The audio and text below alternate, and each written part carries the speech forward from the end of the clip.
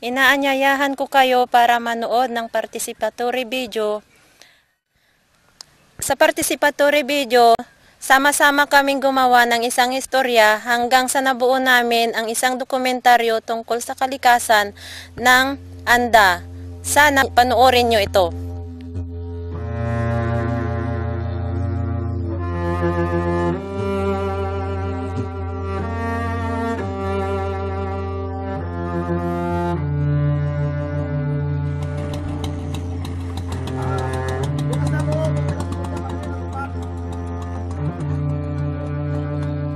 Ang dagat ay buhay, ang isda ay pag-asa.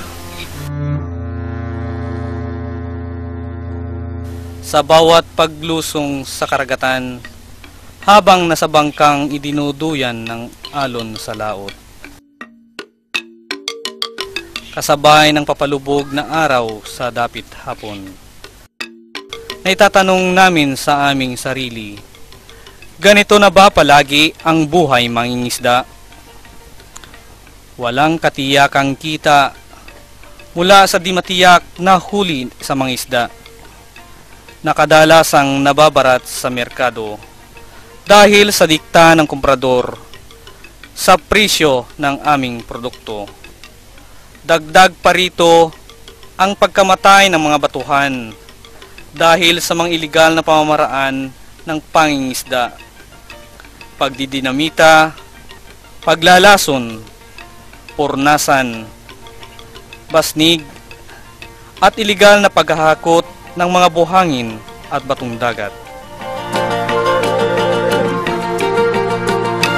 Nandiyan na rin ang banta ng masamang epekto ng dumaraming piskids at pispin na nagdudulot ng maruming tubig at nagiging sanhi ng pagkamatay ng iba't ibang uri ng mga isda.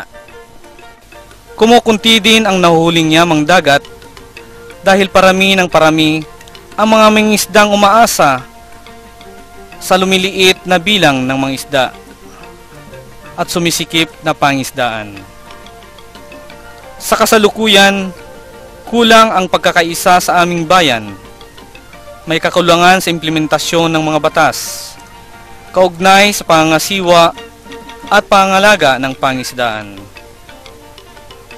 Dama din namin ang kakulangan sa suporta sa pangmatagalang programa kaugnay ng alternatibong kabuhayan. Natutulong na maiangat ang aming sitwasyon bilang maliit na mangingisda na nagsusulong sa pangangalaga ng kalikasan. Kakabit ng buhay mandaragat ang panganib. Sa bawat pagpalaot, walang katiyakan ang kaligtasan. Buhay ang katumbas ng mga nahuhuling isda sa karagatan. Walang kasiguruhan sa proteksyong panlipunan. Sa sandaling magkasakit, maaksidente o abutan ng dagliang kamatayan.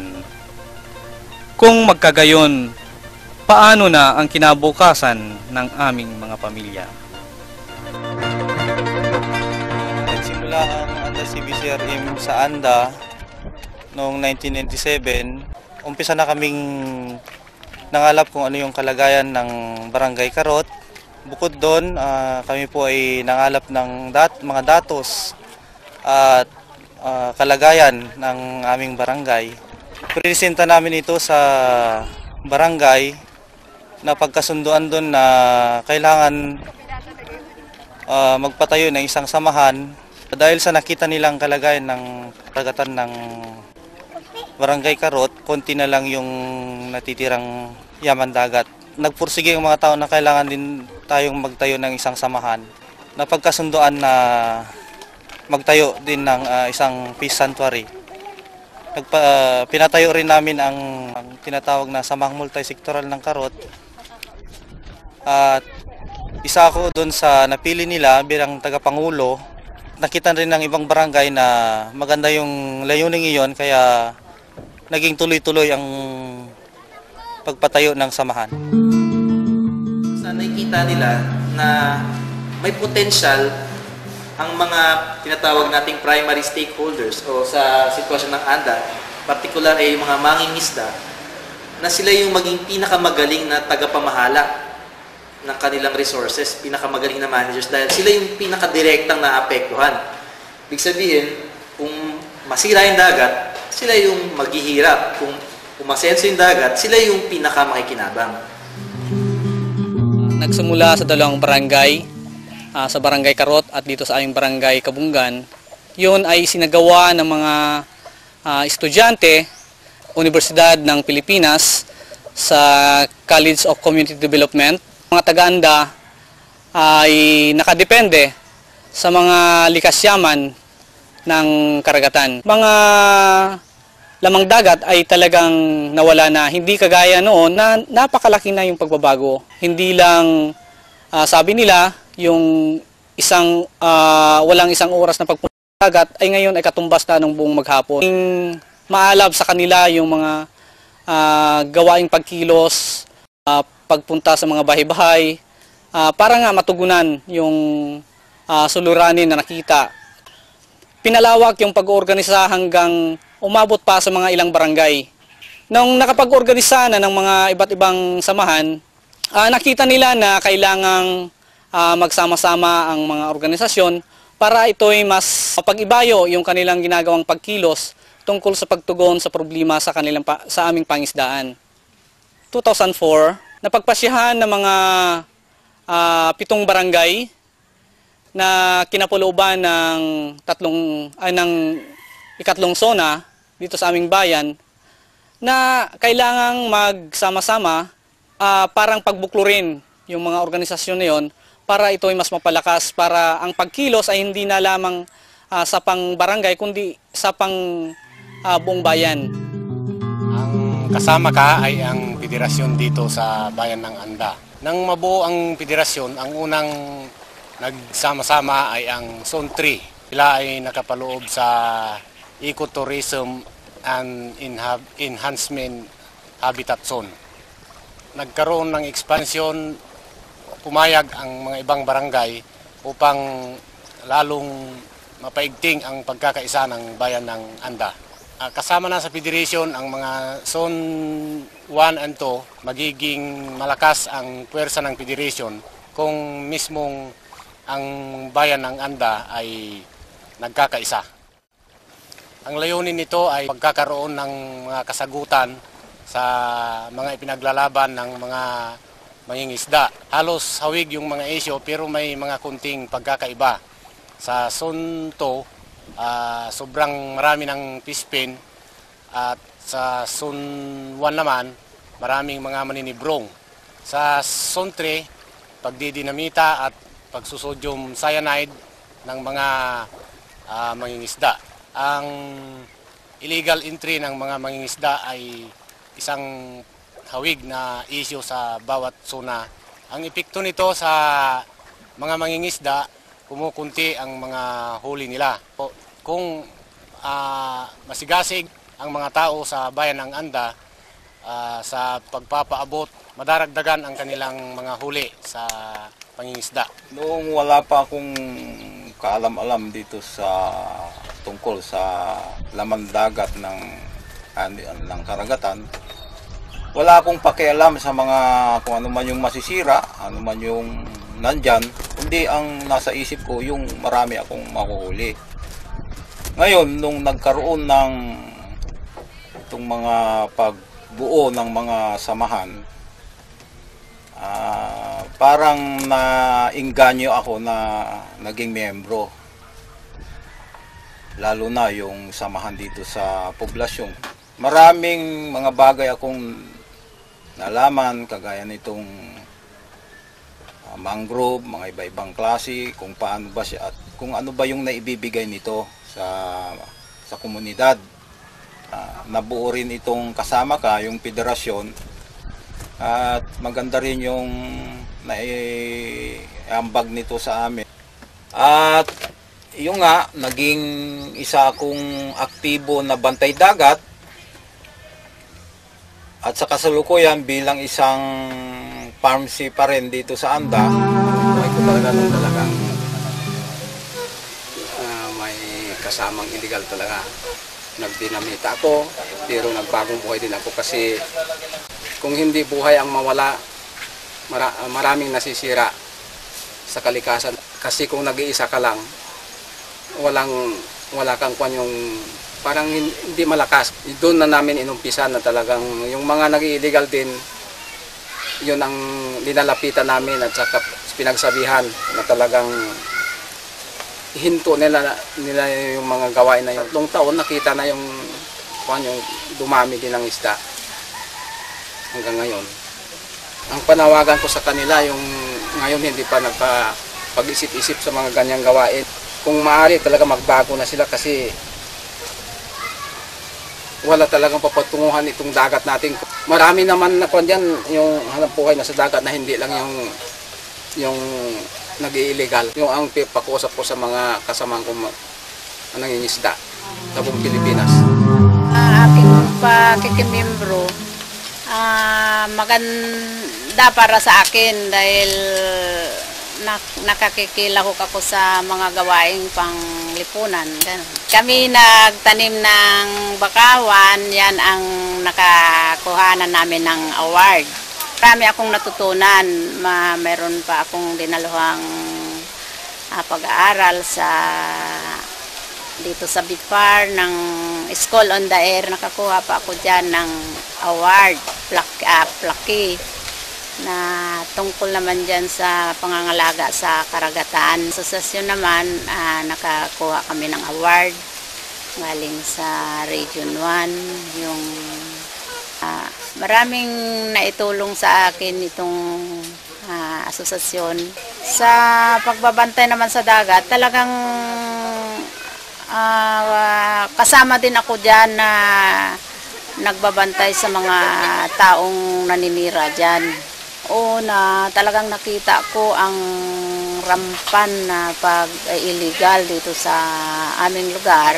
Nakita ko ng ganyan, kaya para sa mga next generation, kaya gusto kong mapatigil yung mga illegal. Alam nyo ba kung bakit nagtanim kami nitong bakawan? Sa 1 hektarya ng bakawan na maitatanim ay may mabubuhay dyan na 500 na klase ng isda. Kaya ang mamamayan at ang barangay multisektoral ay napag-isipan na magtanim ng bakawan na siyang malaking benepisyo ng mga mangingisda at nadadagdagan ang mga kinikita nila at nakikita rin nila ang kabutihan para sa kanilang ikabubuhay. Dahil dito, 2 beses nanalo ang aming mangrove nang galing sa CBFMA. Bilang isang ordinaryong mangingisda, ako'y napiling isang naging beekeepers dito sa Anda. Ang nagbigay ng pondo sa aming pagangalaga ng mga putsyukan o honeybee ang Sagip Lingayong Golf na naggaling ang pondo ay nasa UNDP. Ang programang ito na aming proyekto sa bilang karagdagang kita naming bilang mangingisda. Kung wala kaming huling isda at nagkukulang sa pangtustos at kakailangan ng aming mga anak na pinapag-aral.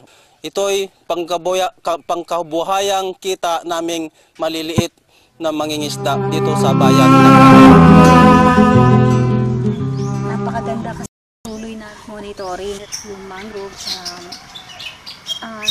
Nasa isip namin na protection din yun para sa amin, siguro para hindi yung bang sa mga tsunami yung kaming yung pong grouper culture, yung lapu-lapu culture. Maganda rin yung mga samahan dito dahil pagka nagkakaipon-ipon, merong mga nagluluto, nagpiprepare ng merienda, parang isang picnic ba na sama-samang gumagawa ang lahat, pati mga asawa namin nakikiisa din kasi yung bang pwede namin na kahit na matagalan ang pakinabang para sa amin na nagtatanim ngayon, meron para sa aming mga anak o sa susunod ng mga henerasyon. Project namin na sa Musima na galing sa tulong ng BIFAR ito. Ito'y malaking tulong sa mga taga rito sa amin, lalo ng mga membro. Labis kami natutuwa. Lalo ng mga membro, tuwan-tuwa din, malaking tulong kasi sa kanila ito eh. Kaya pinagtitiisan at pinagtatsagaan namin na mapalago. Maraming salamat sa tulong nila. Ang dagat ay buhay, ang isda ay pag-asa. Ang biyayang dulot ng aming sama-samang pagkilos bilang iba't ibang organisasyon ay lalo pang nagpalakas nang kami ay nabuo bilang isang federasyon. Ang Kasama Ka ay patuloy na nagpapalakas sa aming tinig bilang mga maliliit na mangingisda upang maipabot sa may mga kinaukulan ang aming mga suliranin.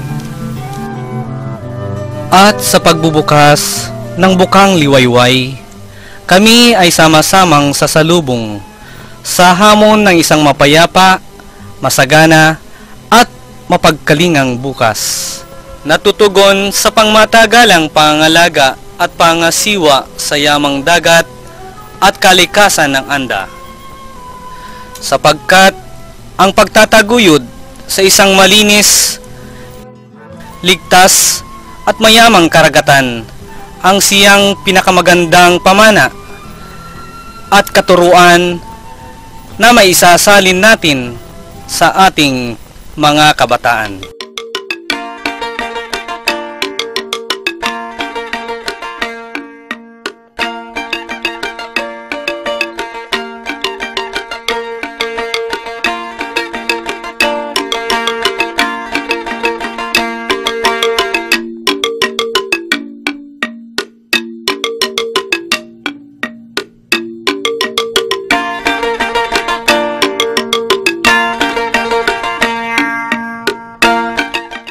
Pangarap ko bilang isang mangingisda ay talagang mapaganda ang kalikasan, mapaganda ang tanawin.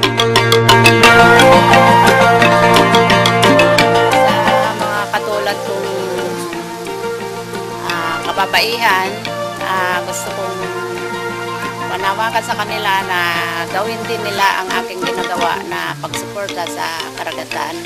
Dahil yan ay para sa mga anak natin, sa mga susunod na henerasyon, para makita pa nila ang kagandahan ng kalikasan. Ang pinapangarap ko naman sa federasyon at sa bayan ng Anda ay ang makita na yung mga mangingisda ay hindi na gaanong naghihirap, marami ng huli, wala nang mga issue o problema sana na mabigat. Ang darating ang panahon, ang federasyon ay isang inspirasyon sana sa mga samahan. Pangarap ko simple lang po magkaroon ng magandang kinabukasan yung mga kapatid ko at yung mga maging family ko po. Yung di naranas kong hirap sa ngayon, sana di nila maranasan sa kanilang buhay.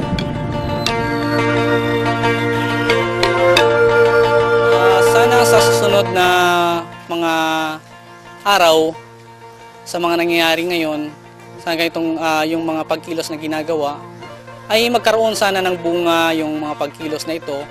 Yung aming pangisdaan ay maging sustainable. Matuto sana yung mga mangingisda na gumamit ng kanilang palakaya para ang mga yamang dagat na nahuhuli ay maging sustainable. Yung isa pa, matuto sana yung mga tao, isipin nila sana na ang kasalukuyang kanilang pinagkukunan ng kanilang ikinabubuhay ay iyon ay isang malaking obligasyon na maisalin sa kanilang mga anak o sa mga sunod na sa alinglahi.